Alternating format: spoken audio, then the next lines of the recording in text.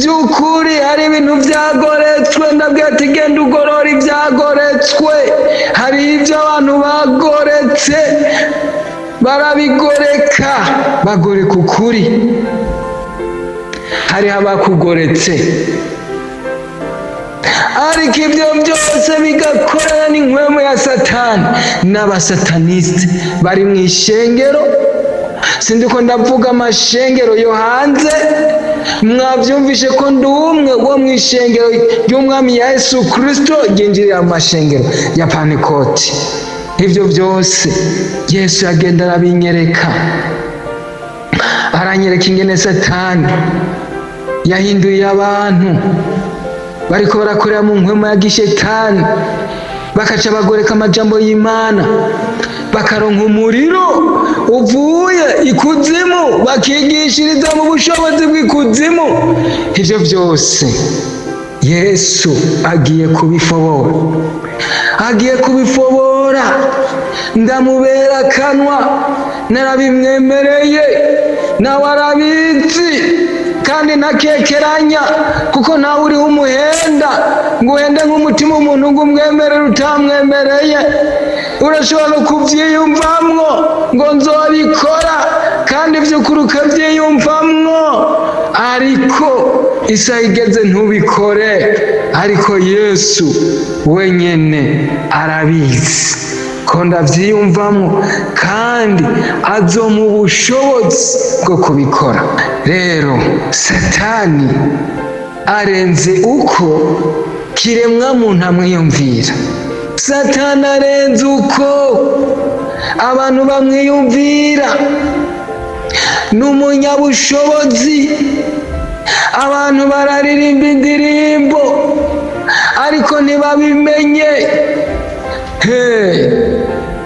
Bakaririmba indirimbo bikantera agahinda, bakaririmba indirimbo bikantera agahinda, ariko ntibamenye uwo bagwana nawe. Ni umunyabwenge kurusha abanyabwenge bariho ngaha mu isi. Wumviriza mwene data, senga. Usenge gute ko byacanganye? Inkwemu ihimiriza abantu gusenga iragwiriye, kuko bazi yuko babahumanije. Nimwaja mu byumba mugasenga, mugafata iminsi mwiyiriza, si Imana iza kwitaba, haza kwitaba ubushobozi bw'ikuzimu. Muce mubatizwa, mubatizwe mu nkwemu ya Satani, muvugishwe n'abadayimoni. Ngo senga kugira Imana iguha ijambo, kuko barazi ko baguhumanije. Uragenda ugasenga, uzoronka ubushobozi buvuye ikuzimu, uvuga ucugoreka ijambo ry'Imana. Abantu bace bavyemera ngo ni ijambo ry'Imana ryahishuwe. Yesu Kristo arabyitegereza ari muri nkwemu, arabona abantu bazokora bibwira yuko bariko barakorera Imana, hanyuma ico gihe kigeze basange si Imana bakoreye, bavuga ngo mwami mwami, ntitwavugishwa mu izina ryawe. Nibwo bwenge buriko burakora bene data. Imana idufashe, idutabare, idufashe cyane. Mwami Yesu, turaguhimbiye ko wemeye kuza kutucura. Arakoze, arakoze, arakoze, arakoze, arakoze cyane. Yesu Kristo ashimwe, Yesu Kristo ahimbazwe. Bene data, ndabatahije mu izina ry'umwami w'abami Yesu Kristo mutanga bugingo. Uyu kandi ni mwene so wo mu ishengero ry'umwami w'abami Yesu Kristo mutanga bugingo, ryinjirira mu masengero ya Pentekote. Iyi ni audio igira kabiri mwarumvise irya ntahe irya mirima na zirya nkota zurutse ziva mu ijuru, mwarumvishe n'ubusobanuro bw'arya mazi, ariko bijya nabiciye ku mayange kugira ngo mwumve imvahe n'injahe, nubwo ntavuze ingene Yesu yampamagaye akanyiyereka. Umwami w'abami Yesu Kristo naramubonye aranyiyereka. Iyo niyo yindi ntahe, ni yindi ntahe ndende. Reka dukurikize ko iyindi ntahe kugira ngo ntuzobifate ibisanzwe. Aya ni amahirwe ya nyuma, kuko by'ukuri umwami Yesu Kristo mu kunyigisha Bibiliya ntacyo yisigarije. Nagiye ndibaza ati kuki abandi bo batagiye babihabwa uko? Icyo rero ni ikibazo nabajije, kandi inyishu yaco iriho, kandi no mu gihe cyo nawe cyo kwishurwa mu iyo nyishu kiriho, tuzogenda tuvyumviriza. By'ukuri ntaco Yesu Kristo atansobanuriye, ntaco atansobanuriye mu vyerekeye amadini, mu vyerekeye ibi bintu abantu bavuga ngo beretswe, n'ibintu bikomeye.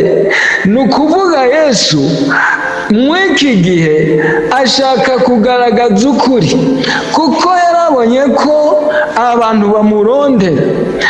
Mu bantu bamurondera abona ibizazane byabaye byinshi. Satani nk'uko yahereye kera akora, akaca abayobya akoresheje ubundi bwenge, kandi iki ni igihe cyari mu nteguro y'Imana. Ntucite giturumbuka, uzokumva n'uwundi ajya avuga ibihambaye, uzokumva n'uwundi ajya avuga ibindi, kandi abo bantu Yesu Kristo mutangabugingo arabafise. Abamwemereye bakemera kujana nawe, bakitandukanya n'ibizira, bakitandukanya n'ikintu cyose, abo barahari. Nicyo gihe rero Imana yateguye ngo ivuge ukuri, ikinyoma cya Satani kigaragare, kugira ngo bwa butumwa yerekwa Yohana yerekwa, arabyerekwa, yerekwa ishengero ngo mbona bacunguwe bari mu ijuru. Abo bacunguwe uraza kubisoma mu byahishuriwe Yohana, byahishuriwe Yohana 7, umanuke muri ya mirongo, uraza kubibona neza. Ngabona bacunguwe bo mu mahanga yose, mu ndimi zose, mu moko yose, no mu miryango yose. Ibi rero umwami Yesu Kristo ariko arashyira mu bantu hirya no hino mu gihugu, ntugire ngo bije giturumbuka.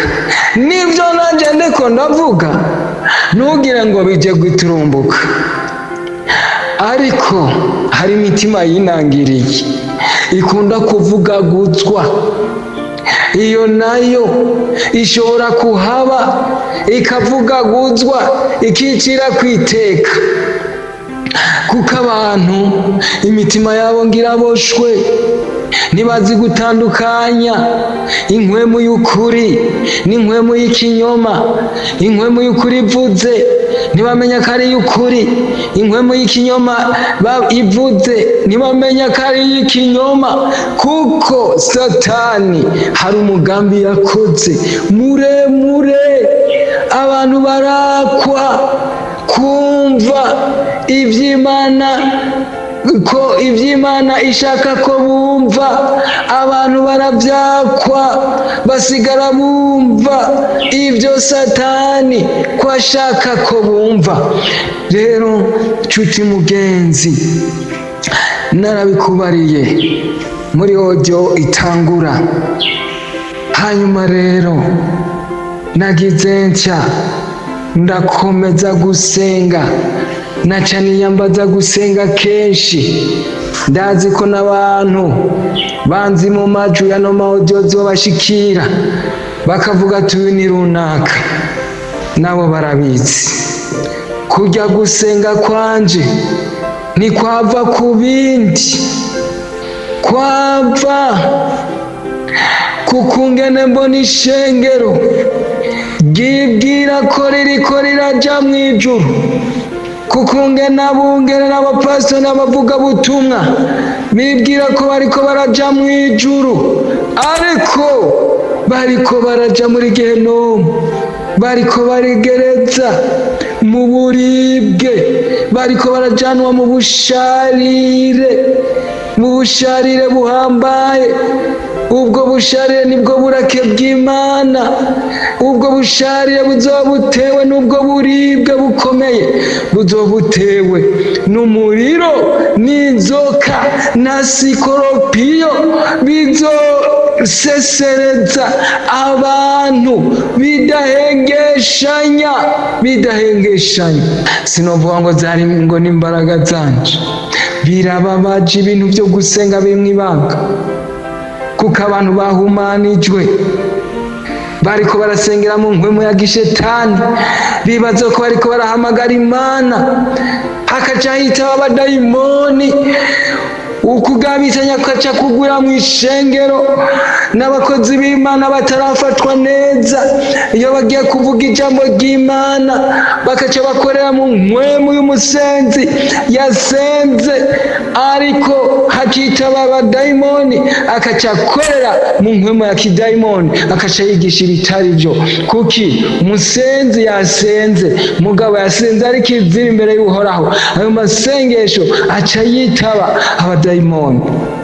Ibyo tuzobisigura, ibi bireze mu bicaniro, mu makorare, mu masengesho y'abakozi b'Imana, nivyo biriyo. Imana ije kubihindura bisha. Haragera igihe ndabazwa ikibazo ati mbega kugumusenga utavuga bazobimenya gute? Utabivuze ngo bavyumve. Aho ndiyumvira, kuko byari ijambo ati Imana bintondekere.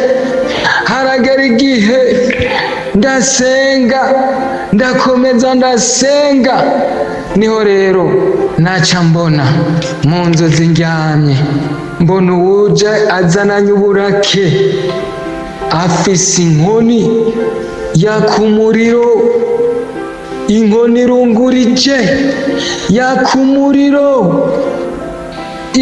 kuryo k'umuntu yotsa icuma kikaza caka umuriro. Bene ico cuma nta mubiri, nta kintu coroshe kikinanira gutobekeranya. Ukwaza umuyaga uyihushe ikaca yakurubeya. Arazana n'uburake arankubita, naca nkwepera muri we, kuko yari umuntu muremure, ariko narabonye ko yari inkwebuzo, ntiyashaka kunkubita, ahubwo Yesu yarankebuye yuko uburake bwiwe bushobora kumpagurukira. Ndabwirwa amajambo, ndapfukama, ndasaba ikigongwe. Hanyuma rero ndanuma ndemera ati ubu rero nzobivuga. Nkaca ngenda mu bicaniro, nkaca mvuga gace n'ibintu, kandi nanje sifata umwanya wo kubisengera, kubera n'ibintu muzovyumva, kubera abantu bugawe mu buryo bw'inkwemu ntibabitahura. Satani acaza akabibakuramo, akabibakoropamwo, bashaka ubutumwa bwiza muzoja mw'ijuru, turi mu rugendo, nimukomeze. Imana igira neza, Imana ni rukundo.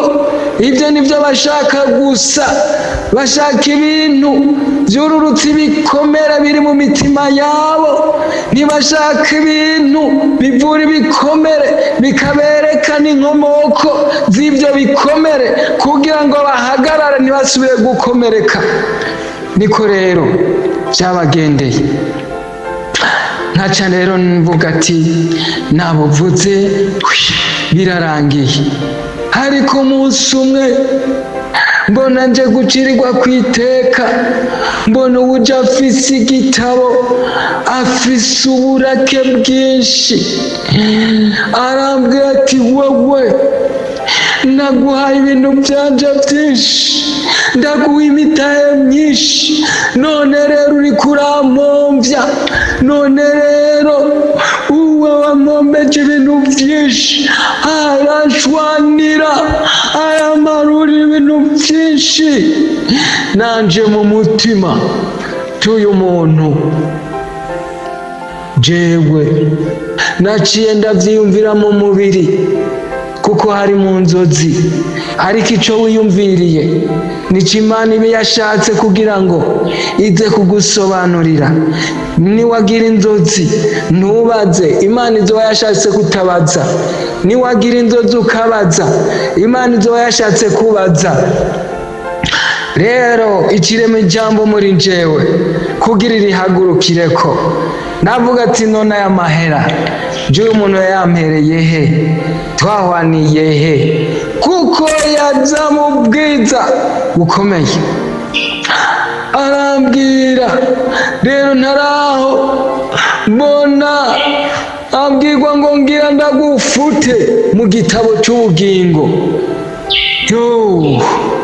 Bene da, nyambara umusi nabonye mubi w'inzozi nuwo, nyambara umusi nabonye mubi w'inzozi nuwo, bagiye kuvuta mu gitabo c'ubugingo.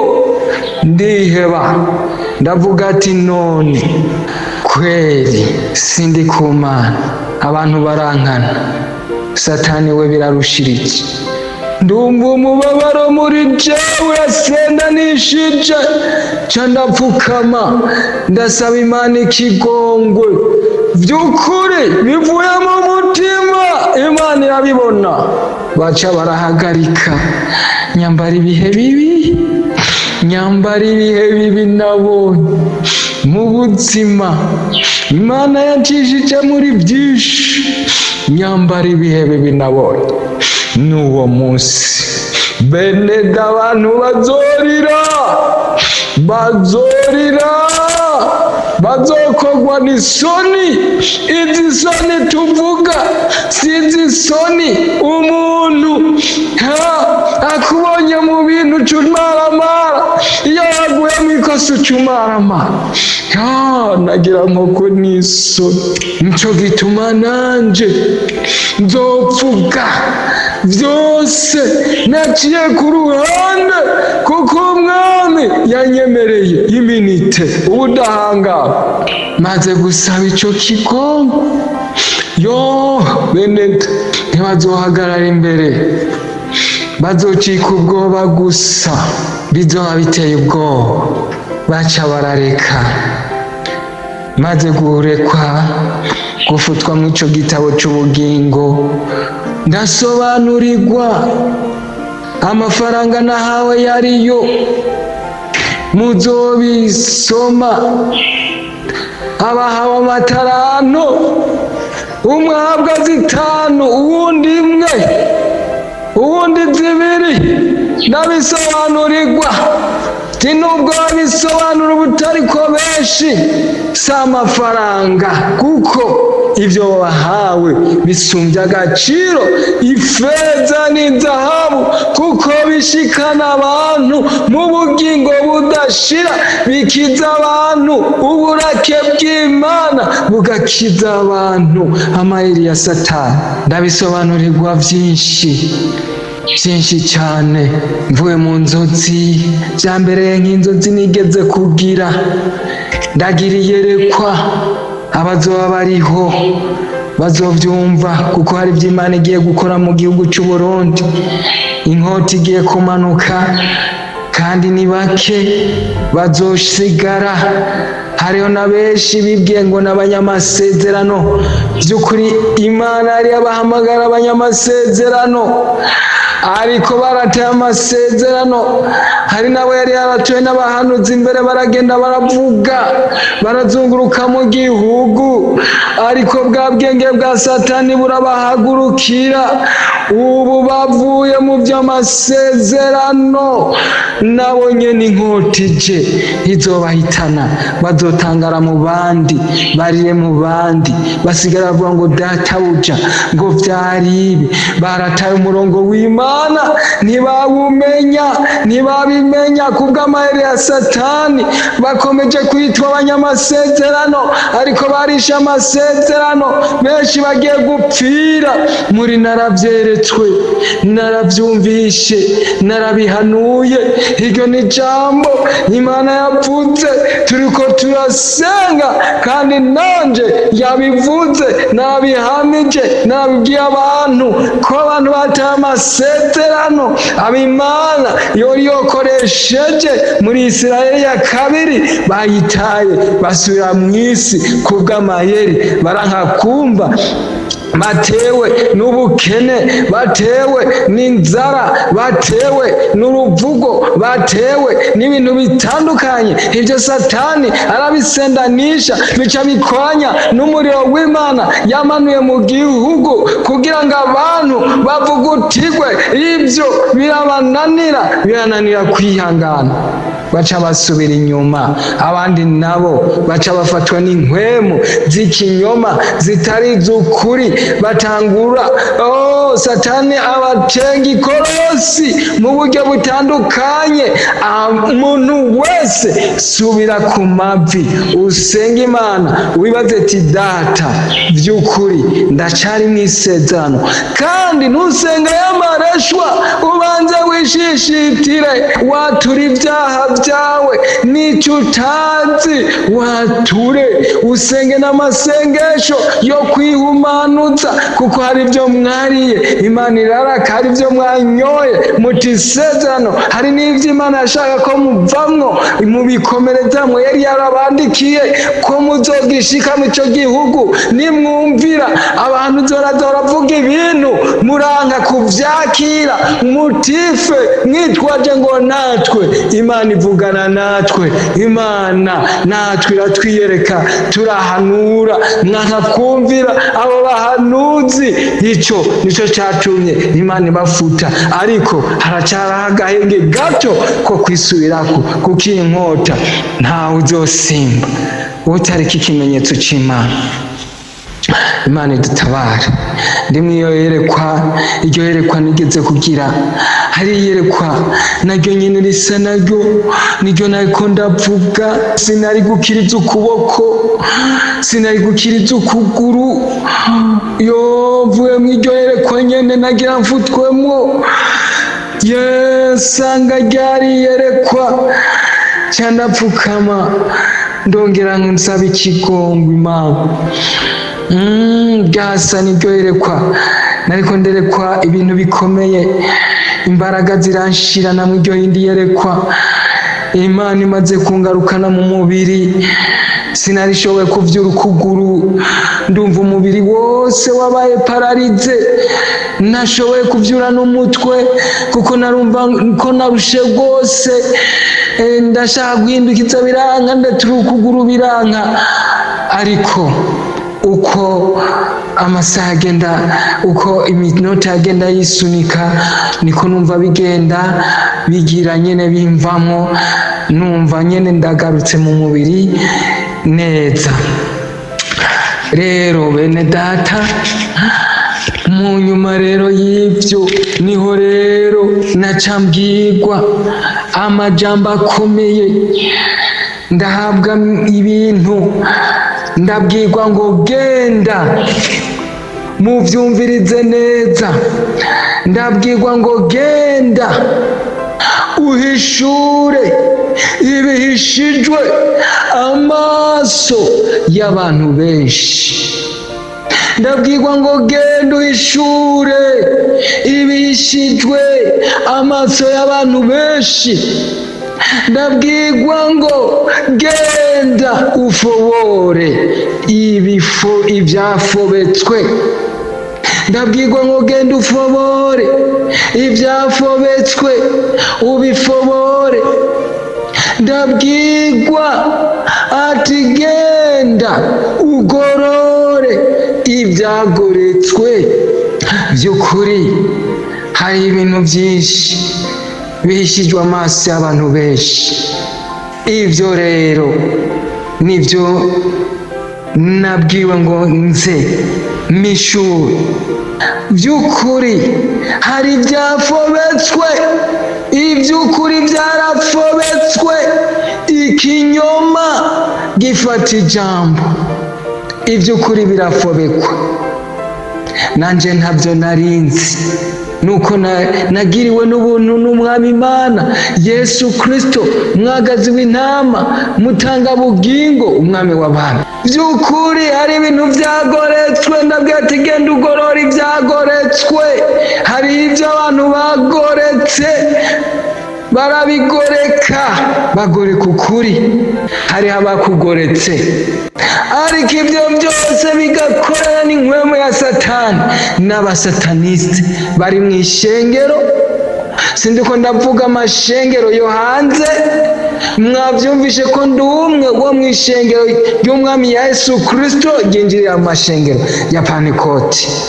Ibyo byose Yesu yagenda arabinyereka, aranyereka ingene Satani yahinduye abantu bariko barakorera mu nkwemu ya gishetani, bakaca bagoreka amajambo y'Imana, bakaronka umuriro uvuye ikuzimu, bakigishiriza mu bushobozi bw'ikuzimu. Ivyo byose Yesu agiye kubifobora, agiye kubifobora. Ndamubera akanwa, narabimwemereye, nawe arabizi kandi ntakekeranya, kuko nawe uriho umuhenda ngo uhende nk'umutima umuntu ngo umwemerere utamwemereye.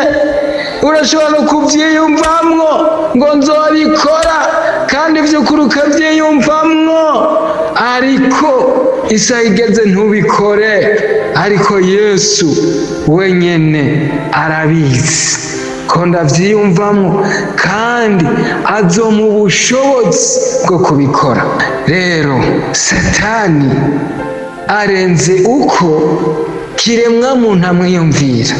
Satani arenze uko abantu bamwiyumvira. Ni umunyabushobozi. Abantu bararirimba indirimbo ariko ntibabimenye. Bakaririmba indirimbo bikantera agahinda, bakaririmba indirimbo bikantera agahinda, ariko ntibamenye uwo bagwana nawe.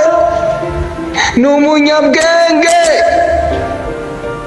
kurusha abanyabwenge bariho ngaha mu isi. Umviriza mwene data, senga. Usenge gute ko byacanganye? Inkwemu ihimiriza abantu gusenga iragwiriye, kuko bazi yuko babahumanije. Nimwaja mu byumba mugasenga, mugafata iminsi mwiyiriza, si Imana iza kwitaba, haza kwitaba ubushobozi bw'ikuzimu. Muce mubatizwe mu nkwemu ya Satani, muvugishwe n'abadayimoni. Ngo senga kugira Imana iguha ijambo, kuko barazi ko baguhumanije. Uragenda ugasenga, uzoronka ubushobozi buvuye ikuzimu, uvuga ucugoreka ijambo ry'Imana. Abantu bace bavyemera ngo ni ijambo ry'Imana ryahishuwe. Yesu Kristo arabyitegereza ari muri nkwemu, arabona abantu bazokora bibwira yuko bariko barakorera Imana, hanyuma icyo gihe kigeze basange si Imana bakoreye, bavuga ngo mwami mwami ntitwavugishwa mu izina ryawe. Nibwo bwenge buriko burakora bene data. Imana idufashe, idutabare, idufashe cyane.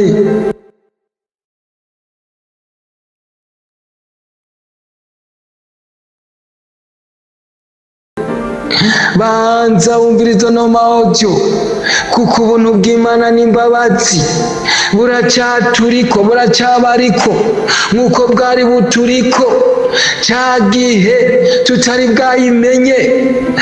Ariko harago umuntu uw'inkota igiye kumanuka ntiyumve ibi ntabwo ndiko ndabicisha, hari cemeza ko bizoshikira benshi. Kandi nakubwiye yuko iya ncamake naho uza kubyumva ko menga mu mutima wabyumvise. Iyi ni incamake, ibi ni ibintu ngenda ndayembeyembeka mu kuvuga. Imana idutabare, idufashe, idutabare cyane, kuko ubwenge bw'abadayimoni burakomeye kandi Satani arengeye. Uko abantu biyumvira, abantu bakihenda mu mitima ngo turiko turaja mu ijuru, ariko ubuntu bw'Imana buje kubihindura bisha. Haleluya. Abantu bakaririmba indirimbo z'urugendo ruja mu ijuru, Satani nawe ati nimuririmbe kizima muri abanje afise ubwenge butandukanye. Satani afise ubwenge bukomeye ku buryo mwene data umviriza rino jambo ngiye gusozererako. Umwami Yesu Kristo yambariye n'ibintu bitangaje, kandi naryo ndaza kurivuga mu buryo ntuze kuvuga ngo ndabyimbitse, ni mu buryo bw'incamake. Satani afise ubushobozi n'imbaraga bwo guhindura umuntu akumva ko ariko arakorera Imana kandi ariko arakorera Satani. N'iki gihe ngo niko bimeze. Satani afise ubushobozi bwo guhindura umuntu akavugishwa mu ndimi, akerekwa, agahanura, kandi azi ko biva ku Mana ariko biva ikuzimu. Ariko Yesu yambwiye ibimenyetso uwo muntu ashobora kumumenyerako n'icyo cyigisho. Ingero umuntu akimenya, jewe si kwishyira hejuru, yarabingabiye. Uvuga ikinyoma, uhagurutse kuvuga ikinyoma utaranavuga, hari n'igihe uza kubivuga, nabibonye kera. Imana idufashe cyane kuko yasiguriye byinshi. Rero ngo buno bushobozi bwa Satani, kuko azi neza ko butsindwa n'uburimo mpwemu yera, yaciye asuka ibintu mu isi kugira ngo abantu babirye, babinwe, babyambare, babijyane mu mazu yabo, kugira ngo mpwemu yera azabure ahaja. Icyo nicyo kintu yakoze, acabona ingene yinjira mu ishengero. Imana idufashe, kuko nabwiye abantu bivanye n'ijuru rwa Yesu yari yabampaye, bibacanga mu mitima. Ndababwira ati mbega mwari mubizi yuko umuntu yatura ibyaha azoja mu muriro? Mwene duhumvirize neza, uhumvirize neza, kuko abantu basiga bumva ibyo Satani kashaka ko bumva. Uhumvirize neza, wongere wiyumvire gatatu, wiyumvire. Ndabibabwira bivanye n'ico Imana yari yarambariye.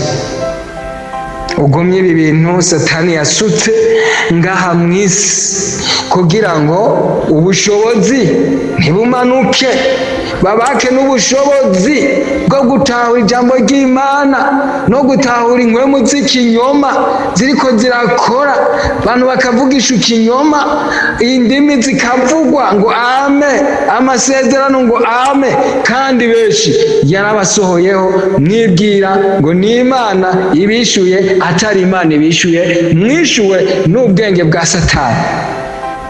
Aricyo bitari bazi abantu bari bazi ngo Satani ngo ntasohoze ibintu, nicyo gituma yugaranye abantu benshi mw'aya madini. Ntiwagenda kumubwira ijambo ry'Imana, oyaye ntiwamubwira ati kuri menshi ni kizira, ntiwamubwira ngo kura amahereni ni kizira, ntiwamubwira ngo reka kwiyambiza ni kizira, ntiwamubwira ngo nireka kwambara ipantaro ni kizira, ntiwamubwira ngo reka kugenda uku ngo ni kizira. Aca kubitiza umutima ingene yarose inzozi zigasohora, aca kubitiza umutima ingene bamuhanuriye bakamuvugishwa ko bigasohora, aca kubitiza umutima ingene yahanuriwe inzu igasohora, aca kubitiza umutima ingene yahanuriwe viza igasohoka, aca kubitiza umutima ingene yabwiwe inzu zikabaho, aca kubitiza umutima ingene yabwiwe akazi gakomeye akakaronka.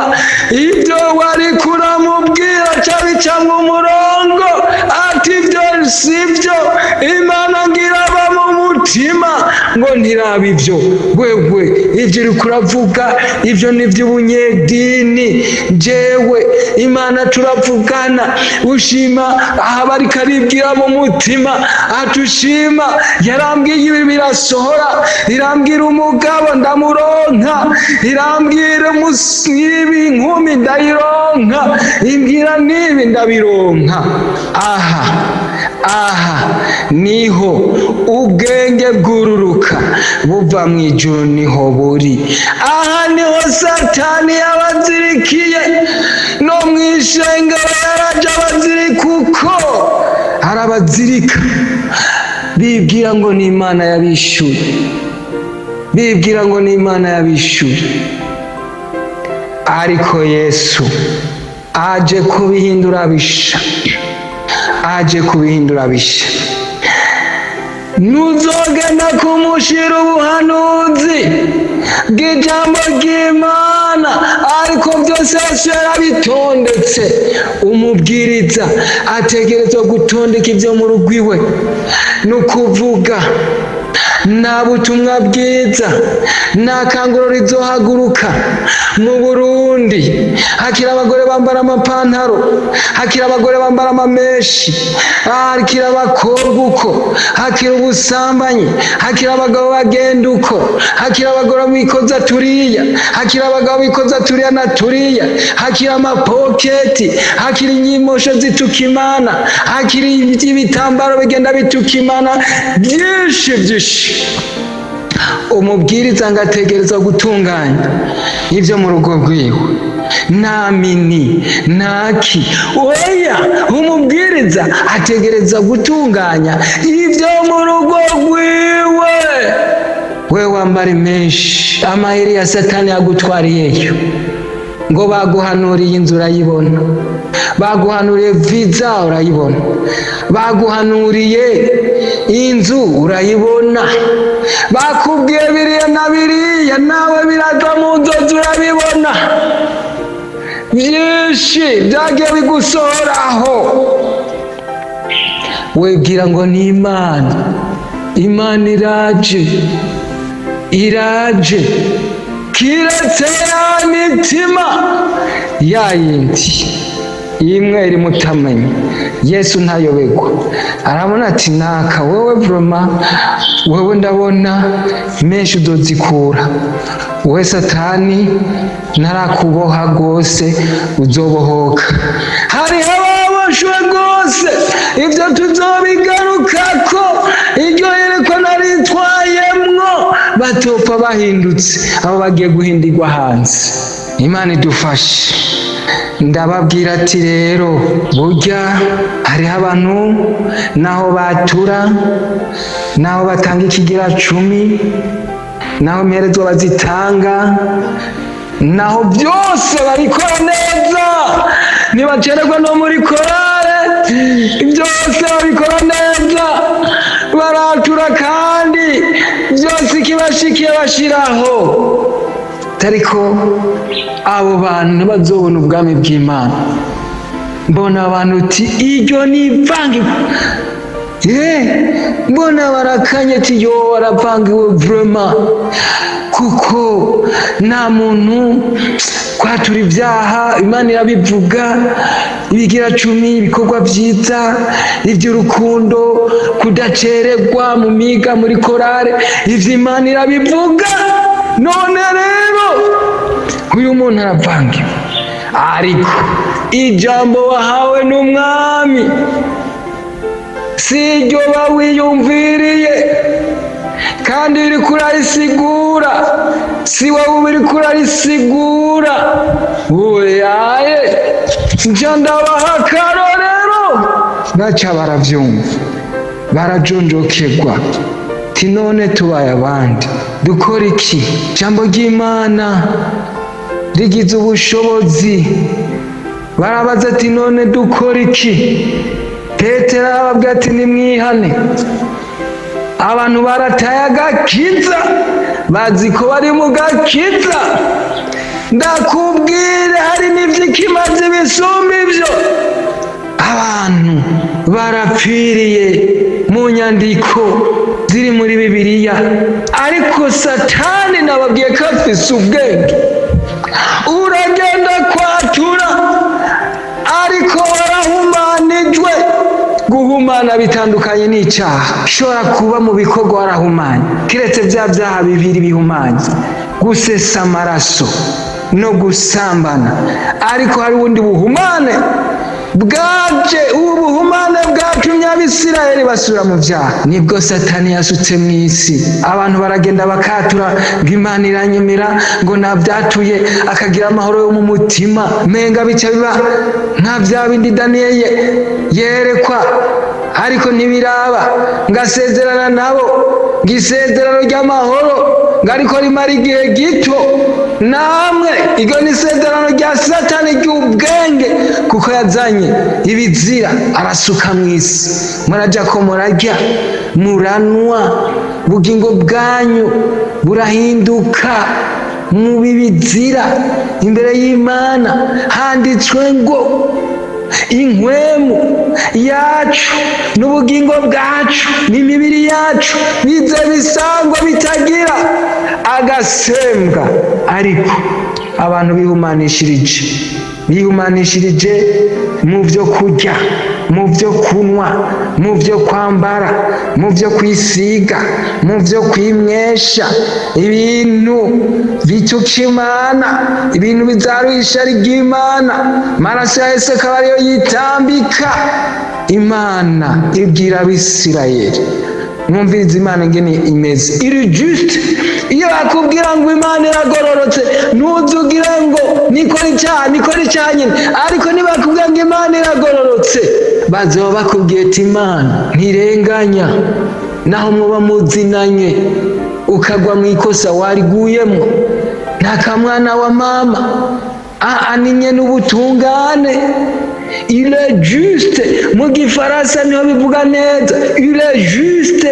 Ikintu kiri juste ni ikintu nyene kigoroye, nta kubogama.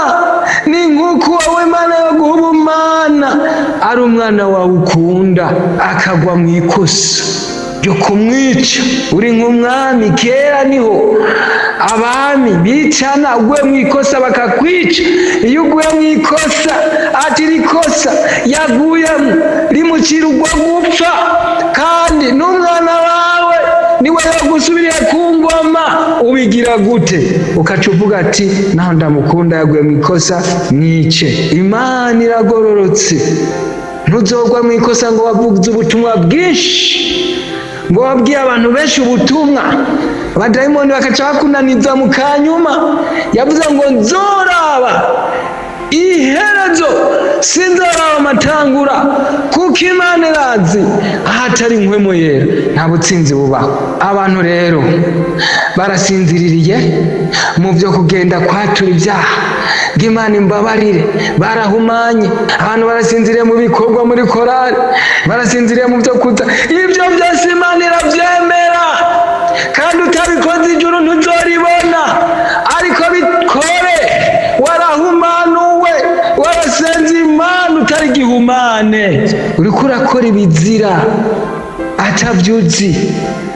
Yesu yarabyitegereje aca aravuga ati mviraho mwankora biziramo. Rero bene data, nivyo rero ubwenge bwa Satani bwarasutswe, ariko murumva ko Imana iriko irabuhishura, murumva ko Imana iriko irabivuga. Umwe wese ashire umutima ku gihe, umwe wese asenge. Rero hasi nakubwiye ko izo ari incamake, sindinjira no mu buhanuzi. N'ubuhanuzi nzogenda mvuga, ntuzogire ngo nabyimbitse ngo nabivuze ku buryo buhagije. Ni incamake, bintu vy'Imana ni birebire, ni incamake. Nuko rero ndabashimiye, nongere shima abantu bazogenda babisakaza kuri YouTube, bakabisakaza mu magroupe. Imana ibahezagire, muvyumvirize, musenge, kuko ari cyo gihe. Iki ni cyo gihe, kuko muri audio ikurikira ndaza kubabwira ibyo nabonye muri cya gihe. Nabona ndiko ndazunguruka, nkabona murikirwa n'inyenyeri, nkabona iyo nje ukwezi kukankurikira, nkabona inyenyeri zigenda zinkurikira zimurikira.